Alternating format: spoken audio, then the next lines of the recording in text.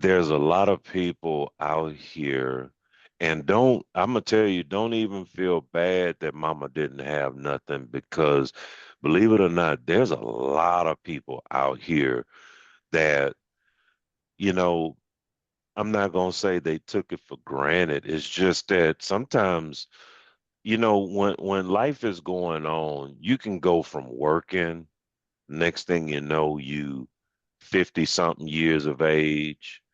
Next thing you know, you 60 something, you just retired, you know, not that much money coming in, and you're just trying to survive.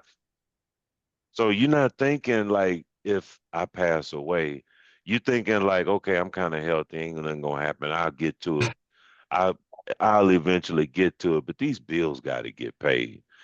And next thing you know, something happens out of the blue, and it's like you never got around to doing it, you know.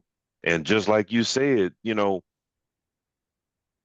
grieving part is enough on its own. Just to deal with that grief and to not be able to, because you got to get it out.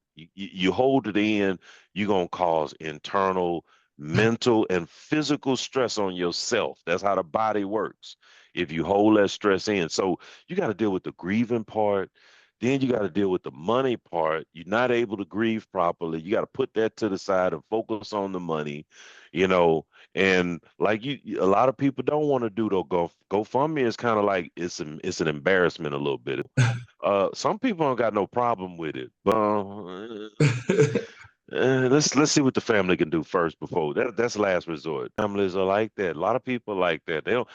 One thing they do not want to talk about is death. The fact of the matter is that we all gonna do it. You just don't know when. We don't know what age. Don't take youth for granted either. Live your life and live it to the best of your ability because it can be gone in a New York minute. Especially after COVID, there's no discrimination, no age discrimination. They don't care what color you are, white, black, purple, polka dot. They don't care how old you are, how young you are, you big, you small. Death is coming to all of us. Yep. We just don't know what it is. So it's not a good conversation to have, but it is a very important conversation that they need to have. So that's why on the phone I try to make it a little light. Now when I'm in the pain points, I do want to be emotional. So I have a way of like this is how I talk normally on the phone. If I'm talking to Mary and blah blah blah blah blah, this is how I normally talk. But when I get into the pain points, well, I'll drop my voice a little bit and I kind of talk with a little bit more softer tone because I want that part of the conversation to be a little bit more emotional. Mary, what happened to your son? Oh my God.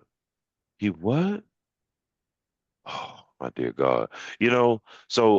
But it is a conversation that they need to have and they should have because it's gonna happen and you do not want to get caught without anything. Because it is, especially when your family don't have nothing.